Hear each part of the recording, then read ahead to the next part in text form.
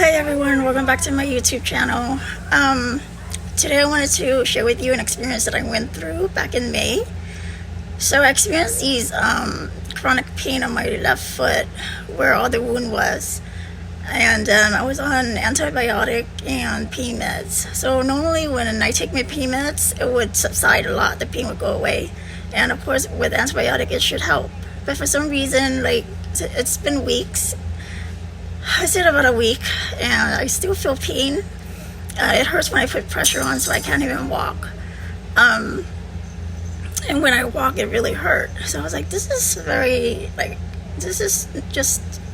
too odd, you know, like there's something wrong, terribly something wrong. So I called my doctor up, or my infectious disease, and I suggested that maybe they should bump up my antibiotic. Her assistant called me back and told me that the doctor suggested I should go to the ER. I was really kind of hesitant about going to the ER because I've been through this so many times, and I've been like really tired of going in and out of the hospital with same results, same answers, same tests. But then, I thought it through, so I decided to tell my husband to, just take me to the hospital, take me to the ER. I don't want to regret it later on. So that's what he did. He took me to the ER, and I waited. It was a very long wait. Okay, so when they finally called me in, I didn't even have a room or a bed. I actually had to sit on one of those recliner chairs on the side of the wall to get treated because they were so busy. So I spoke to two doctors. They did a lot of tests on me, and I was supposed to get a CT scan anyway. So I told them that, can I just get a CT scan here, And they said, yeah, sure. So they did a test on me. They did an x-ray test, they did an ultrasound test, they did a CT test. When they did the ultrasound test to try to see where the blood pressures was, to see if there's any blood flowing through, I think they were having a hard time finding it. So the first doctor told me, they asked just common questions like, where does it hurt, what happened, blah, blah, blah. This is what they're going to do, and, try to get you comfortable. So then the second doctor came, and he didn't really say much to me, but he said that you're going to be admitted. Don't worry, we're going to help you. We'll try to do our best to help you. I was like, okay. So, same old thing. I waited. And the one thing I was upset about was because I forgot my phone charger. I took the wrong charger. So my phone ran out of battery that day. I missed my daughter. I wanted to FaceTime her, and I couldn't because my... Hi, baby. So, Look at me. Hi. Look at me. I'm looking at you. You want to come over here and say hi? Yeah. So, yeah. Hello. Stand up here so I can see you. Hello. Hello. Okay, go play. Okay. Thank you. Okay, and then where was I at? So yeah, I asked the nurse to charge at the nurse station, and she did. She was actually really nice, so she did. And the next thing I knew, it was time. Finally, my room was done, so they finally took me upstairs. But when I got my phone, it was not charged because somebody took the plug out. So I was kind of really upset, but I was so tired. I was like, you know what? I'm not going to even be mad at this. This is ridiculous, but whatever. I'm let it go. So I was finally up into my room, and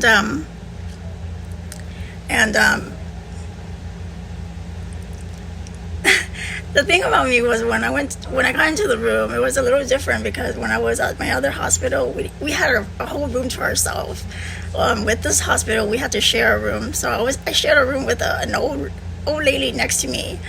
She was really nice and sweet, so I didn't have any complaint about her, but I was just a little shocked because I was like, I had to share a room with somebody? Okay, but I was like, you know what, she's a woman, so it's okay. And so, when I got up there, the same old thing, they introduced themselves, nurses came in, introduced them, finally gave me my meds, and then the next day I had to, I just wanted to get the day over with, so... But I didn't get up to the room until 5 o'clock in the morning. And I was so tired. I was like, oh my God. And I couldn't even sleep. It was like off and on, and it was really bad. Finally, I got, I made it through. I I finally got used to it and said that, I just need to adjust to this. It's not the first time I've been hospitalized or been at the hospital. It's just that, when you have a family, and I have a 4-year-old or turning 5, I miss her, and I miss my family, and I was a little anxious. I was like, I really want to get back to my family. I have a daughter that, I want to hold and kiss, and I want to be there. So they were really nice and understanding. I finally get to talk to all my doctors. So I talked to my infectious disease. She wasn't my infectious disease personally, but she works in the same clinic with my infectious disease. So I get to talk to her, and I asked her, I was like, I just wanted my infectious disease to bump up my antibiotics to see if there's any changes to the pain, or would it help the wound as well. And she I suggested, and she agreed. So that's what we did. I did have blood works done, and then I have x-rays and a bunch of same tests. Finally, a vascular assistant came in. I didn't see my vascular doctor that day, but I did see her assistant, a really nice guy. But he said that they're going to do an angioplasty on me, and I told him, I was like, yeah, I thought, I figured I was going to go through that again, because I did do an angioplasty in the past. And I asked him, I was like, well, with an angioplasty, I have to do it every couple of years or something, because it feels like, it feels that's what I have to do so far. And he said that, unfortunately, there is cases where they have to do it consistently, like every couple of years they do it. So I was like, okay. I didn't fight back or disagree. I actually agree with it, although I don't really like it, but I had to go through with it. And so I finally, they finally discharged me. But the reason why they kept me was because I have an IV PICC line. I've been having that since February. I don't have it anymore right now, but I had it since February, and it ended back in May. May.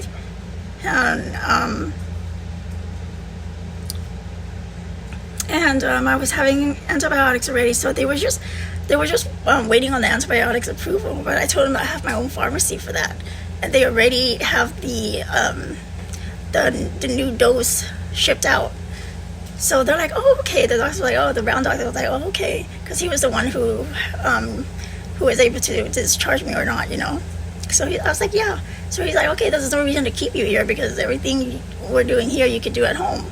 And the angioplasty is a procedure where I don't have to stay at the hospital, because my appointment's already made, so I could just come back for that. And that's what I did. Finally got discharged, got home, and I was really happy. Tired, but really happy, relieved. Pain was still there, of course. And then the day of the angioplasty came. When I came out of the angioplasty, went to the recovery room, they told me that they found 3 blood clogs.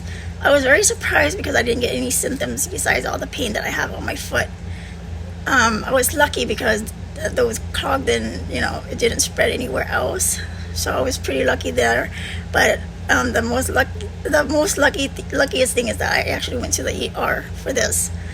So they found 3 blood clogs, and it was like one on the top of my thigh maybe, and then I think down my calves, and then all the way down on my foot. The one at the bottom of my foot was the hardest, because as you go lower down to your body, the vein seems to get get smaller and smaller, so the blood is hard to get through. But they managed to get it all unclogged, and the blood is going really well. So I recovered from that. And they sent me home, and I was able to move within hours, but I was so tired. I was still bleeding, so I had to wait till the next day for everything to get back to normal. But oh my God, the day when I went home from the angioplasty procedure, I was really tired and knocked out for the whole entire day. I didn't eat. I didn't want anything. I just wanted to sleep. That's it. So I finally recovered, and right now everything is okay. The pain went away the next day.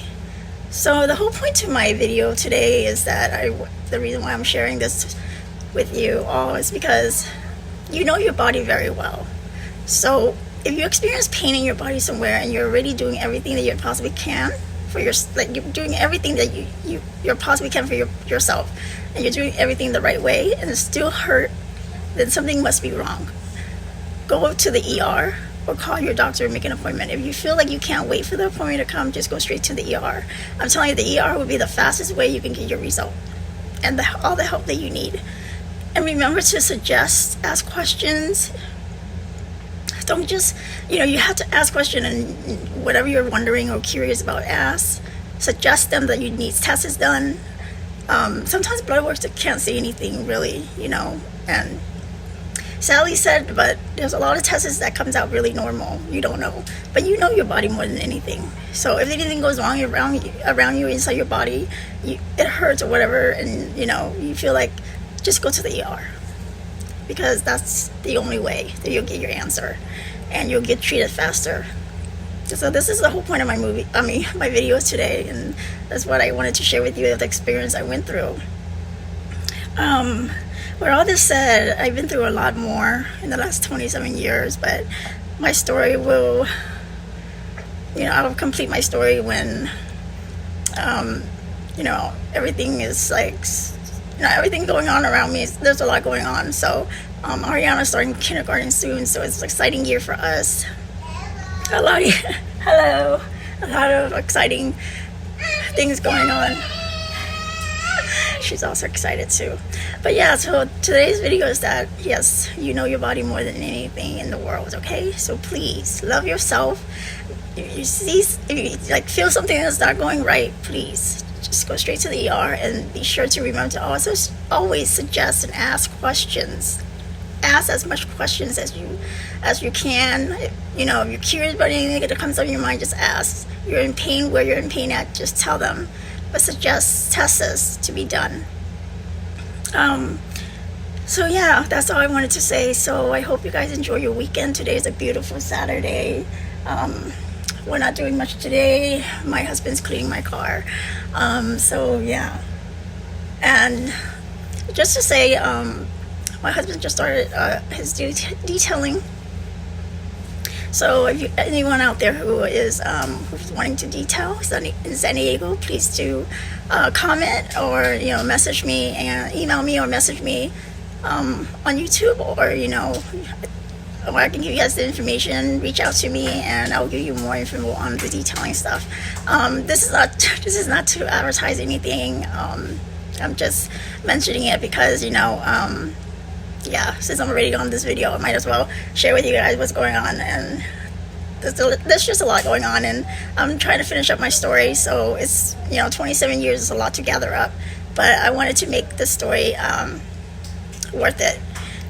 So yeah, that's the experience that I went through back in May of 2023. I wanted to share with you guys to let you guys know what you should do. But it's only me, okay? I'm just saying, I'm just advising, that's it. If you want to do it, you do it, but you know your body more than anything. But love your body, love yourself. All right, you guys, I hope at the end of the video, you guys would like and share my video, subscribe. I hope to see you guys on my next video, okay? Please take care. Bye.